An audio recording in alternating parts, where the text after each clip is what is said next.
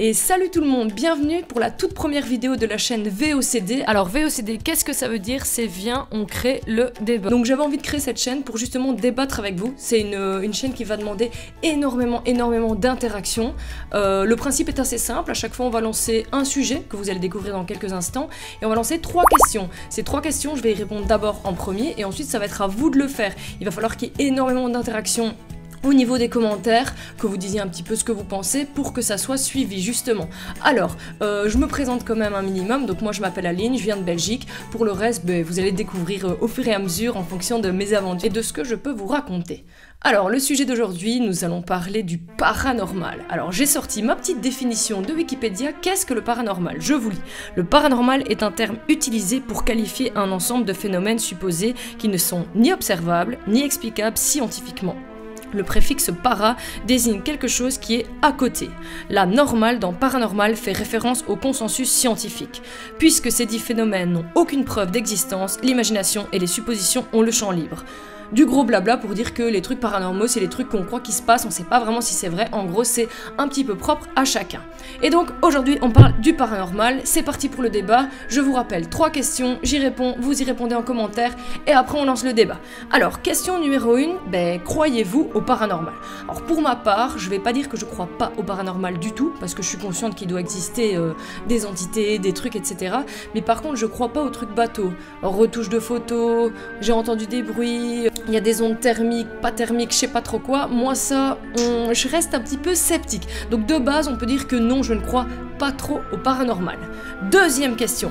Avez-vous déjà vécu des événements paranormaux? Alors là, on rentre dans le vif du sujet, dans ce qui nous intéresse, on va parler de nos expériences. Et c'est là que vous devez vraiment mettre votre patte. Alors, pour ma part, je peux dire que j'ai vécu 2 événements paranormaux qui se sont passés cet été, justement, et qui se sont passés en Écosse. À savoir que l'Écosse, déjà, c'est un pays un petit peu, on dit de lui qu'il peut être hanté. Alors, je suis partie avec ma copine, tranquillement, on est parti en vacances en city trip et on a logé à Édimbourg. Édimbourg qui est reconnu comme une des villes les plus hantées d'Europe, voire même du monde. On arrive à Édimbourg, on loge dans un château, donc vous imaginez bien le truc un peu glauque, et ma copine va aux toilettes, tout simplement. Pour l'instant, rien d'exceptionnel. Elle va aux toilettes, il y a quelqu'un qui essaye d'ouvrir sa porte. Jusque-là, normal, t'as le droit d'ouvrir la porte de quelqu'un si tu sais pas qu'il est à l'intérieur des toilettes. Deuxième fois, on essaie à nouveau d'ouvrir la porte de sa toilette. Puis elle ressort des toilettes, moi tout ça, donc je l'ai pas vécu, puisque c'est elle qui est aux toilettes et pas moi. Et là, elle me dit, pourquoi t'essaies d'ouvrir la porte de mes toilettes? Et là, moi je lui dis, j'ai rien fait. Qu'est-ce que tu me racontes? J'ai pas essayé d'ouvrir la porte de tes toilettes. Elle me dit, mais putain, Aline, il y a quelqu'un qui a essayé d'ouvrir la porte de mes toilettes. Et c'est là que tu te dis, putain, j'ai pas essayé d'ouvrir la porte de ces toilettes. Il y a personne qui est passé dans ce couloir, puisque j'y étais, et on a essayé d'ouvrir la porte de ces toilettes. Donc là, je vous imagine sa tête, toute blanche, elle savait plus trop où se mettre, donc ça nous annonçait déjà un petit peu que ça allait être un petit peu périlleux. Ensuite, on décide d'aller se coucher, enfin je décide d'aller me coucher avant, en fait en réalité, je sais pas ce qu'elle faisait, c'est pas très important. Et on est dans un dortoir de 12 et il y a personne. Imaginez, je rentre, le noir total, le flip, il y a personne. J'ai couché, je me mets dans mon lit. Et là, j'entends des bruits de grattement, des bruits un peu électriques, comme si on tapait dans quelque chose, sauf qu'il y a toujours personne dans mon auberge, en tout cas dans ma chambre. Et c'est là que je me dis, mais putain, c'est pas possible. Alors heureusement, ça a pas plus mal tourné que ça. J'ai pas de suite à cette histoire, il s'est rien passé, on s'est pas fait attaquer, quoi que ce soit. Mais pour moi, ça, ce sont typiquement des événements paranormaux. Donc je vous repose la question, est-ce que vous avez vécu des choses comme ça, des petits trucs un peu space, qui font que vous avez envie de nous le raconter, que ça peut être super intéressant. Question numéro 3. Avez-vous déjà visité des lieux dits paranormaux? Donc là, c'est vraiment vous foutre les chocottes pour le plaisir de vous mettre un bon coup de pression. Et c'est là que ça devient très intéressant encore une fois, c'est que on a eu la chance avec ma copine de visiter un endroit dit à nouveau des plus hantés dans le monde. C'est donc le cimetière de Grefyard. Alors Grefyard, c'est à nouveau en Écosse, dans la ville d'Édimbourg, en plein centre. Cimetière très connu parce que J.K. Rowling, qui a écrit Harry Potter, fait plein de références à certaines tombes, etc. Donc il est très touristique, hein. Il faut pas croire que c'est le truc badass, on est allé dans les bois au fin fond, non, voilà. Pourquoi il est réputé comme hanté? Je vais vous expliquer un peu l'histoire. En fait, c'est un grand cimetière avec plein de tombes, et il y a une partie de ce cimetière qui était autrefois une prison. Une prison fatalement où on enfermait des prisonniers, mais pas que. Ces prisonniers ont été maltraités, ils ont été battus, ils ont été privés de nourriture, ils ont été privés aussi d'eau et ils ont été torturés. Ce qui fait qu'il y a eu, je pense, plus de 18 000 victimes, mais pas des victimes en mode voilà, t'es mort de faim et puis dégage quoi. Vraiment en mode ils ont été maltraités.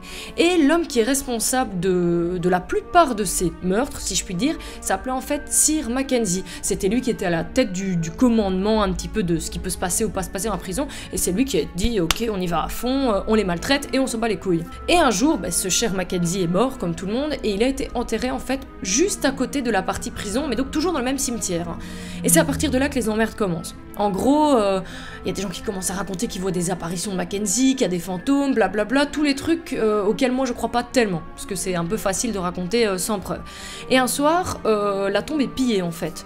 Je sais pas si c'est des adolescents, ou je sais pas trop exactement, c'est pas vraiment bien stipulé sur le net, mais la tombe est pillée, on joue notamment peut-être ou pas avec les ossements.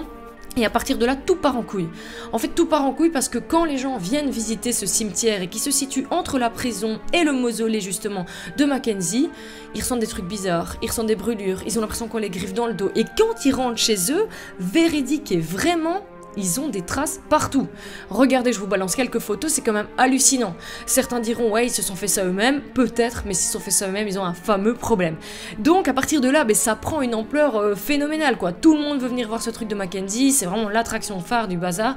Il y a des tours qui sont organisés le soir... qui s'appellent les Ghost Tours, je pense, pour justement essayer de venir se faire peur.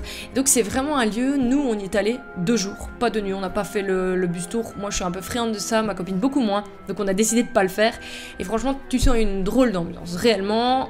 coupé à l'ambiance Harry Potter quand même, donc je vais pas dire que c'est flippant de ouf, mais donc voilà, c'est quelque chose de très très très particulier que je vous conseille de faire si vous avez l'occasion. Donc voilà, écoutez, je vous récapitule un petit peu les 3 questions, donc essayez de mettre en commentaire, est-ce que vous croyez au paranormal de base? Est-ce qu'il vous est arrivé des événements paranormaux? Est-ce que vous avez eu l'occasion de visiter des lieux dits hantés? Je sais qu'il y a pas mal de gens qui font de l'urbex, je n'en ai jamais fait, je rêverais d'en faire, si quelqu'un d'ailleurs a envie de me proposer ça, et donc du coup je me dis... à mon avis, dans l'urbex, il doit y avoir aussi des trucs un peu chelous qui se passent. Voilà, écoutez, j'espère que vous avez apprécié cette première vidéo. J'ai pris beaucoup de plaisir à la tourner. N'hésitez pas à me donner des conseils, parce que personne n'est parfait. J'ai créé un Facebook pour ceux qui ont envie de me suivre sur Facebook, un Twitter pour ceux qui ont envie de me suivre sur Twitter, voire les deux. N'hésitez pas à me suivre, je mettrai un petit peu des vidéos. Vous pourrez aussi me donner des idées de sujets, parce que moi j'en ai plein, mais il y a peut-être des choses auxquelles j'ai pas pensé. Voilà, en attendant, je vous fais des gros bisous, je vous dis à très bientôt pour une nouvelle vidéo, et surtout, n'oubliez pas de commenter. Bisous bisous.